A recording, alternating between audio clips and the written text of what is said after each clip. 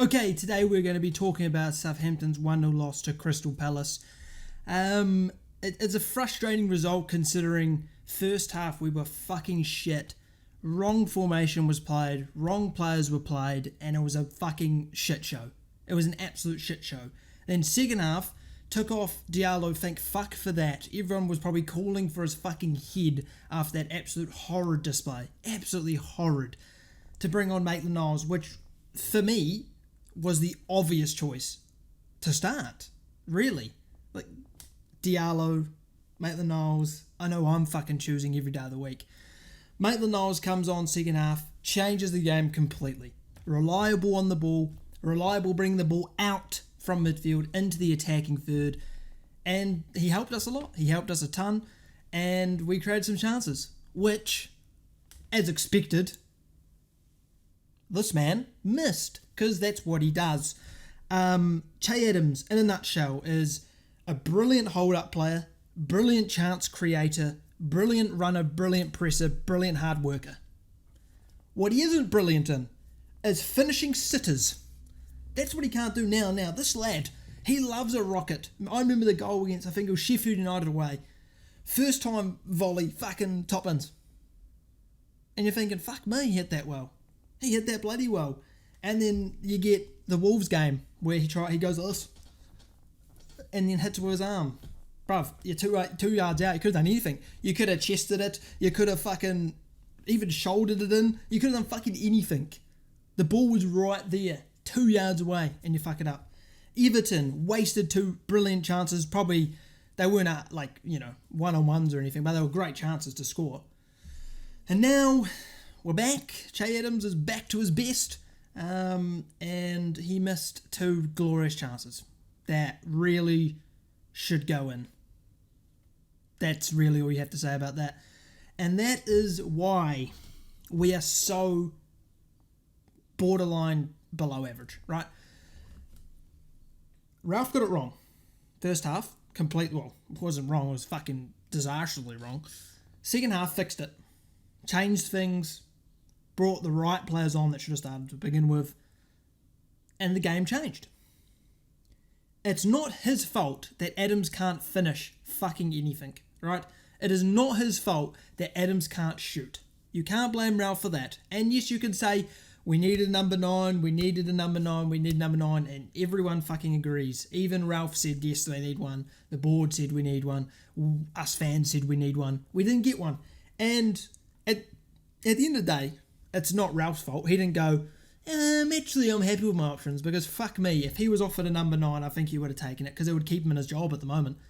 If Adams was replaced with Gakpo, for example, he's probably a bit out of our range, but someone even just lesser than that, Gakpo scores all those chances. Maybe not 100%, but at least most of them, right?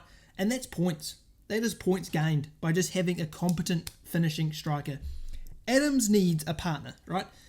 Adams-Ings partnership, brilliant. Ings was the goal scorer. Adams was the man to bring it forward, right? Hold up play, creativity, and he could score. He could chip in with a few goals here and there, right? He'd have his games, like against Leicester, where he just scores.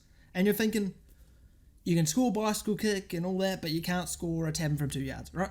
That is Che Adams, and we needed that number 9. We didn't get him, which is frustrating. And that is the reason we lost. Che Adams couldn't score. It's really that easy. We should have been blown away in the first half. Palace should have torn us apart. We're a bit lucky at times. They were all over us. I was worried about the front four, Eze, Alisi, Zaha, and Edouard. And they caused issues. They caused a ton of issues. That Fred at the back, Far at the back, whatever the fuck that monstrosity was with Elanusi at right wing back, didn't work and wasn't going to work, because you can play those sort of systems against teams that like the ball a ton, like possession, like Arsenal, for example, and it worked against Arsenal, right? They're slow, build-up play, possession. Palace aren't that. You can't play really defensive against a team like this, because you're going to have the ball. You're going to have possession. And then their transition is rapidly quick, and you just can't handle that. Because when you're playing 5 at the back, transition is not what you're defending. When you play 5 at the back, transition is not what you're defending. You're defending the slow build-up. The Man City, the Liverpool, the Arsenal now, I guess. The slow build-up play. Because then you can go, okay, we have an extra man here. We can block the runs better. We can mark better. We can intercept better. We have another head in the box for crosses. But when it's fast transitions, we're free. We're free at the back, and we're just going to get rinsed by the speed of Zaha, the speed of Elise, the speed of Eze, the skill of them, the X factor. It was never hope in hell. We didn't have a hope in hell for that. But as I said in the second half, changed it, and we did better. But it's like a little bit too late, but it's between that, a little bit too late and wasteful again. And that's kind of how we are. It's too late to change, and then when we do change, we do improve, and then we're wasteful with our chances that we then create. Obviously, before the World Cup, we now have Newcastle, who look like, they're on fire. And then we have Liverpool, who, yes, you can say, oh, Liverpool are struggling. They're still so much better than us, and they'll most likely win. Like, if you actually look at Liverpool, they just don't take their chances. They don't take the chances. They're not clinical, right? But against us, they're going to score 4 in 4 minutes, and then they'll miss 90% of their chances later. But it doesn't matter, right? 4-0 in 4 minutes, because we can't defend. I don't believe Bella Kotchap will be fit. I know Walker Peters won't be fit. I know Tino's not going to be fit. I don't know if he'll start Lavia against Newcastle. I'm not sure. But obviously I saw they played a Premier League 2 game and blitzed Middlesbrough, but it's like, what do you expect? It's fucking like Mara and all that sort of shit. But yeah, I'm not feeling confident. It's difficult to say with the Ralph in or out situation. I don't know who we could get that would improve. Because obviously you don't want to sign a manager who doesn't fit the club culture, to fit the new sort of recruitment style and all that. Because then otherwise, the whole fucking plan's gone. The plan from us was to sign young, develop, right? And if we were to sign a manager that can't develop young players, then what the fuck is the point, right? So you need to find the right man for the job. And those guys are rare to find. And then if you find them, why can you pull them in and someone else won't? So with that, I don't think Ralph will leave. Unless Liverpool beat us 9-0 or something and Newcastle beat us 7-0 or something like that, then obviously he'd leave. But in terms of right now, I think he'll get the World Cup, he'll get January. And you never know, maybe in January we sign that striker we need. We sign a centre mid that we need. That's my more opinion, that we need a centre mid. Then maybe we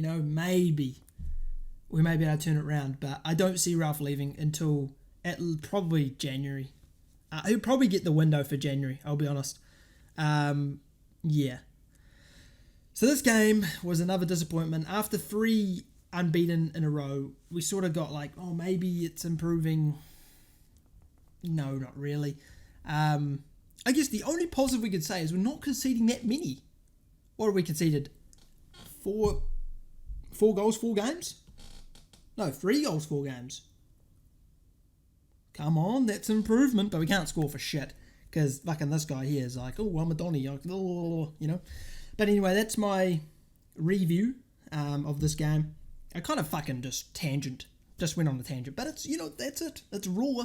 It's fucking straight out the brain cells. But yeah, kind of disappointed, but we go again. So we have Newcastle, then we have the Cup game against Sheffield Wednesday, and then Liverpool, and then it's the World Cup. So we have it's like a month and a half break, or borderline 2 months. And then obviously January, and hopefully get some fucking players in. But yeah, subscribe if you enjoyed. I'll be live tonight with a Southampton career mode. We're just about in January, I believe. So if you want to help me sign some players, because we obviously need it, right? Yeah, so subscribe if you enjoyed, and I'll see you guys tonight.